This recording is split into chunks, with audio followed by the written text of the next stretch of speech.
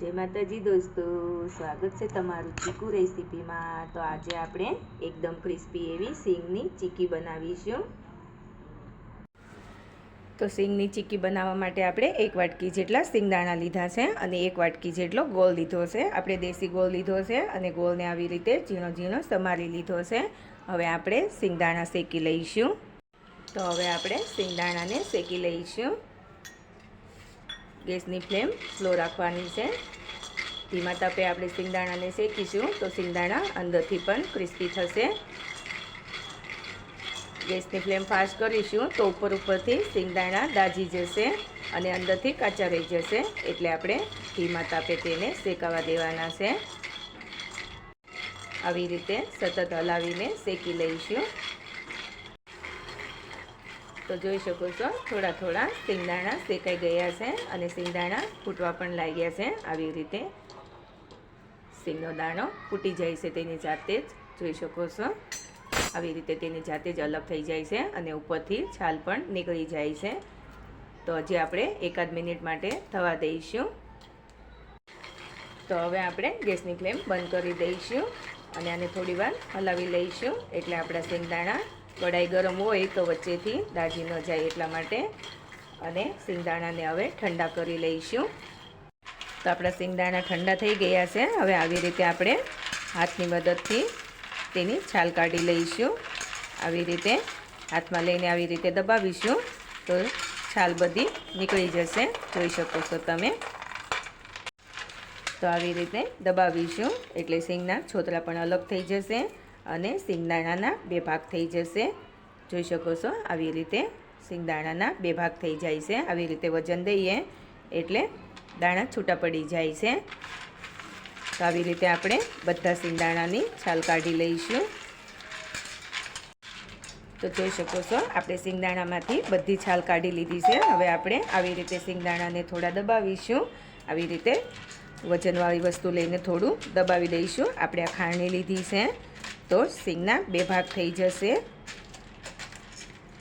એમ તો થોડા થોડા 2 ભાગ થઈ ગયા છે સિંગના, પણ આવી રીતે કોઈક આખી સિંગ રહી ગઈ હોય તો એને આવી રીતે થોડી દબાવી દઈશું એટલે સિંગના 2 ભાગ થઈ જશે,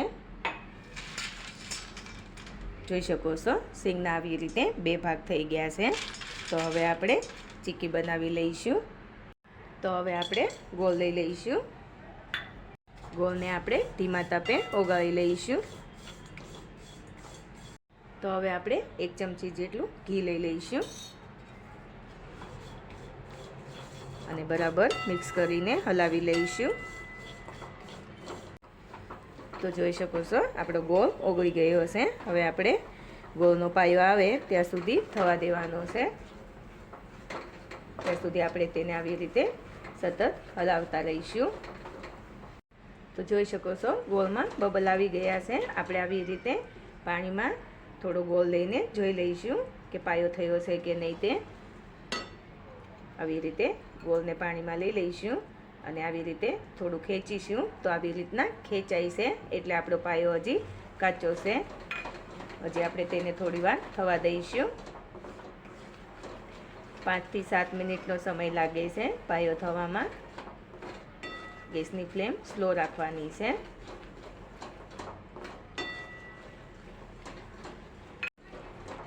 તો હવે આપણે ફરીવાર જોઈ લઈએ। આવી રીતે ગોળ લઈ લઈશું। મિશ્રણ ફેલાતું નથી અને આવી રીતે જોઈ લઈશું। તો જોઈ શકો છો હજી થોડો ગોળ ખેંચાય છે એટલે હજી આપણે થોડું થવા દઈશું। તો આપણે તેને સતત હલાવી લઈશું અને ફરી પાછું જોઈ લઈશું।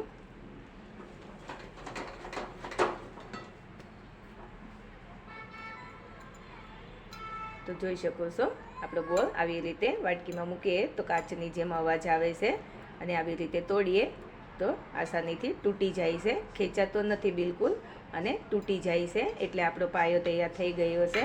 હવે આપણે ગેસની ફ્લેમ બંધ કરી દઈશું અને આ સિંગદાણાને લઈ લઈશું તેમાં અને બરાબર મિક્સ કરી લઈશું। ગોળનો કલર પણ બદલાઈ ગયો છે, જોઈ શકો છો તમે। બધું બરાબર મિક્સ કરી લઈશું। ગેસની ફ્લેમ બંધ કરી દેવાની છે. પાયો આવી જાય પછી ગોળને વધારે નથી પાકવા દેવાનો.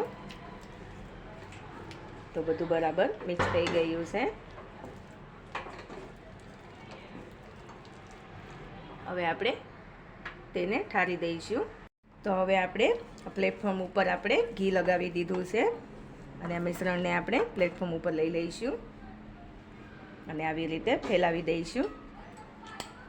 આપણે થોડી ઉતાવળ રાખીને આ કામ કરવાનું છે. તો આપણે આવી રીતે વાટકીની ઉપર ઘી લગાડી દઈશું અને આવી રીતે ફેલાવી દઈશું.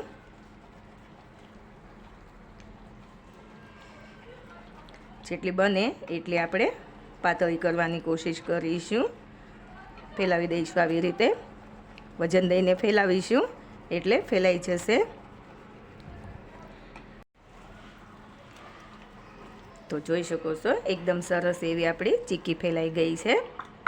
સાઈડમાંથી આવી રીતે સરખું કરતા જઈશું અને આપણે ગોળ શેપમાં ચીક્કી બનાવી લઈશું.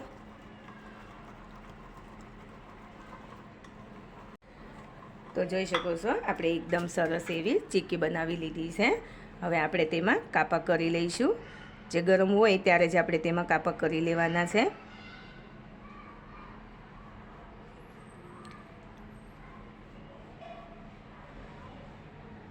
આવી રીતે કાપા કરી લઈશું. ચોરસ પીસ કરીશું આપણે.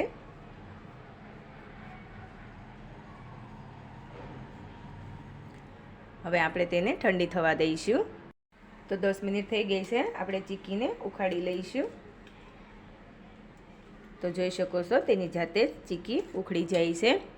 તો જોઈ શકો છો એકદમ સરસ એવી પાતળી આપણી ચીક્કી બનીને તૈયાર થઈ છે. એકદમ બજારમાં મળે તેવી જ આપણી ચીક્કી બની છે અને તેની જાતે જ ચીક્કી ઉખડી જાય છે.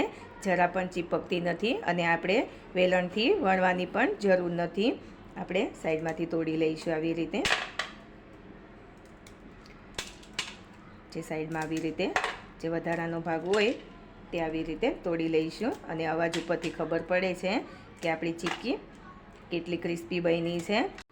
તો આપણે ચીક્કીને આવી રીતે તોડી લઈશું. જોઈ શકો છો તમે એકદમ સરસ એવી ચીક્કી તૂટી જાય છે. આસાનીથી તૂટી જાય છે. જોઈ શકો છો એકદમ સરસ એવી આપણી ચીક્કી બનીને તૈયાર થઈ છે. તો તૈયાર છે આપણી એકદમ ક્રિસ્પી એવી સિંગદાણાની ચીક્કી.